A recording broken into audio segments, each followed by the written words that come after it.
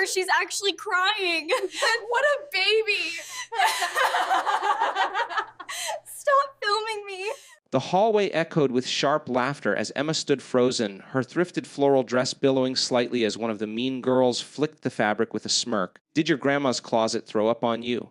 Tessa sneered loud enough for the entire hallway to stop and stare. Emma's cheeks flushed pink as students gathered around, phones popping up to capture the moment. Another girl circled her, mocking her with exaggerated poses. This is a fashion disaster, she said, giggling. Emma's trembling hands clutched her books tighter. She tried to stay calm, but the humiliation stung like a slap. The laughter grew, echoing across the hallway in waves. But just as Emma lowered her eyes, accepting the cruelty, a camera shutter clicked, this one not from a phone, but from something bigger. Emma Carter had always been different, and she knew it. She was 17, quiet, and full of dreams she didn't tell anyone about.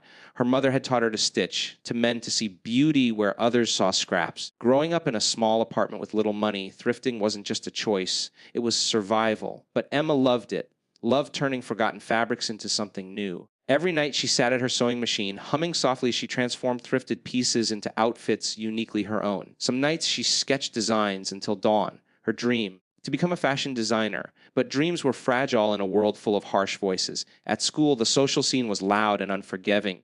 Tessa and her group ruled the hallways, always perfectly dressed, always in sync, always judging everyone else. They loved designer brands, loved the spotlight, loved tearing down anyone who didn't fit their standards.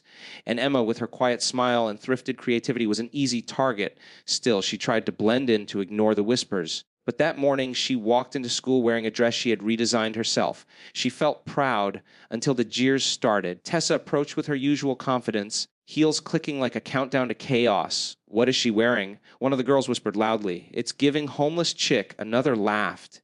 Phones came up, recording. Emma swallowed hard, but she refused to cry. As the cruelty escalated, a sudden hush spread across the hallway. A group of people in sleek black clothing stepped inside.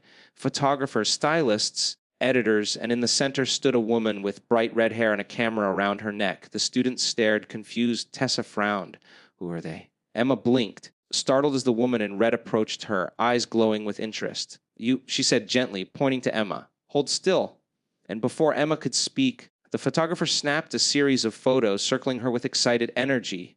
The lighting here is perfect, she murmured. The contrast, the vintage twist, amazing. Tessa's jaw dropped. Are you kidding? She scoffed. Her outfit is stunning. The woman finished, cutting her off. The hallway gasped. Who are you? Emma asked softly. The woman smiled. Valerie Brooks, editor-in-chief of Urban Style magazine. We're covering real fashion today. Authentic looks, not manufactured trends. The mean girls stiffened. Their perfectly curated outfits suddenly felt less powerful. Valerie turned to Emma.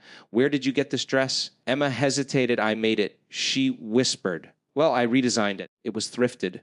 Valerie's eyes lit up. Even better, you have talent, real style. Emma's heart fluttered. Tessa tried to jump in, plastering on a fake smile. We were just admiring it too. Valerie didn't even glance at her. You girls can move. You're blocking my shot. The crowd snickered. Phones, still recording, caught every second of Tessa's embarrassment. Valerie put an arm around Emma's shoulder. Come with us. We'd love to feature you in our upcoming issue. Emma's eyes widened. Yes, you. Fashion belongs to the bold, not the loud. The mean girls shrank back as Emma walked down the hallway with the magazine crew. Photographers followed her, capturing shots as students stared in awe. Tessa's group stood frozen, mouths open, realizing the world had just shifted and not in their favor.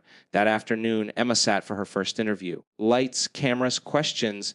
She answered them with newfound strength. The photographer said, you have a gift. Don't let anyone dim it. The feature went viral. T-Raf to TLNT, the headline read. Emma walked into school the next day to applause. People complimented her dress. Students asked about her designs.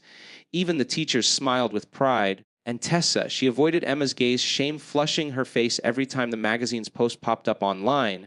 Weeks later, Emma opened her first small online store, selling redesigned thrifted fashion. Orders poured in. She followed her dream with confidence. Because sometimes the world laughs at you right before it applauds you. As she pinned a note above her sewing table, she read it every day. True style cannot be bullied. And Emma finally realized that kindness, creativity, and courage would always outshine cruelty.